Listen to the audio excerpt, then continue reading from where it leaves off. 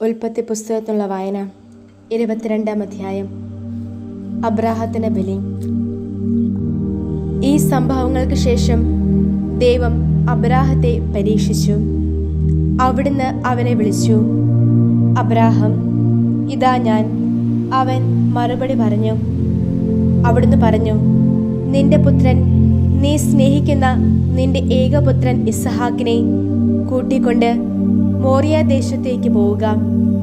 അവിടെ ഞാൻ നിന്നോട് പറയുന്ന മലകളൊന്നിൻ്റെ മുകളിൽ നീ അവനെ ഹോമയാഗമായി അർപ്പിക്കണം.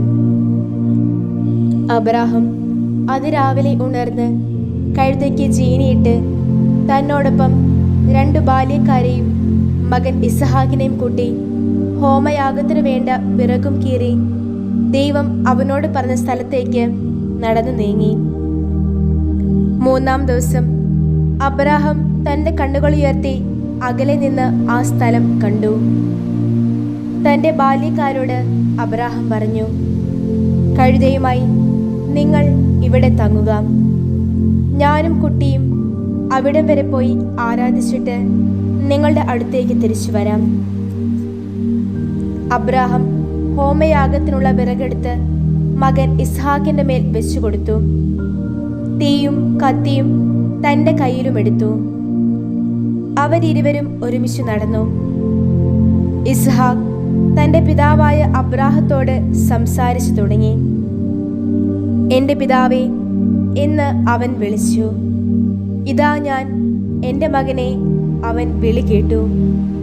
അവൻ ചോദിച്ചു, ഇതാ തീയും വിറകും, എന്നാൽ ദഹനബലിക്കുള്ള കുഞ്ഞാടെവിടെ? അബ്രാഹം മറുപടി പറഞ്ഞു, എൻ്റെ മകനെ, ഹോമയാഗത്തിനുള്ള കുഞ്ഞാടിൻ്റെ കാര്യം ദൈവം തന്നെ നോക്കിക്കൊള്ളും. അവരിരുവരും ഒരുമിച്ച് നടന്നു. ദൈവം അവനോട് പറഞ്ഞിരുന്ന സ്ഥലത്ത് അവരെത്തിയപ്പോൾ അബ്രാഹം അവിടെ ബലിപീഠം പണിത് വിറകടുക്കി തൻ്റെ പുത്രൻ ഇസ്ഹാക്കിനെ ബന്ധിച്ച് ബലിപീഠത്തിൽ വിറകിനുമേൽ കിടത്തി. മകനെ ബലി കഴിക്കാൻ അബ്രാഹാം കൈനീട്ടി കത്തിയെടുത്തു. എന്നാൽ കർത്താവിന്റെ ദൂതൻ ആകാശത്ത് നിന്ന് അവനെ വിളിച്ചു, അബ്രാഹം, അബ്രാഹം. ഇതാ ഞാൻ. അവൻ മറുപടി പറഞ്ഞു. ദൈവദൂതൻ പറഞ്ഞു, കുട്ടിയുടെ മേൽ കൈവയ്ക്കരുത്, അവനെ ഒന്നും ചെയ്യരുത്. കാരണം നീ ദൈവഭയമുള്ളവനാണെന്ന് ഇപ്പോൾ ഞാൻ അറിയുന്നു. നിന്റെ ഒരേയൊരു പുത്രനെ നീ എന്നിൽ നിന്ന് ഒഴിവാക്കിയില്ല. അബ്രാഹാം തൻ്റെ കണ്ണുകളുയർത്തി നോക്കി. ഇതാ പുറകിലായി കുറ്റിച്ചെടികൾക്കിടയിൽ കൊമ്പ് ഉടക്കി കിടക്കുന്ന മുട്ടാട്. അബ്രാഹാം ചെന്ന് ആ മുട്ടാടിനെ എടുത്ത് തൻ്റെ മകന് പകരം ഹോമയാഗമർപ്പിച്ചു. അബ്രാഹാം ആ സ്ഥലത്തിന് യഹോവേ ഈരെ എന്ന് പേരിട്ടു.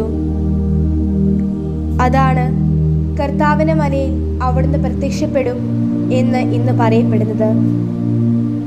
കർത്താവിന്റെ ദൂതൻ ആകാശത്ത് നിന്ന് രണ്ടാമതും അബ്രാഹത്തെ വിളിച്ചു.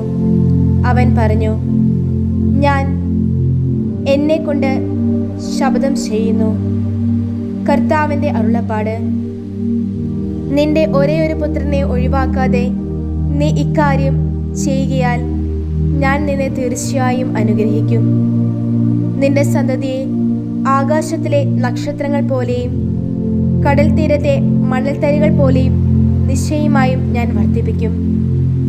നിന്റെ സന്തതി ശത്രുക്കളുടെ കവാടം കൈവശപ്പെടുത്തും.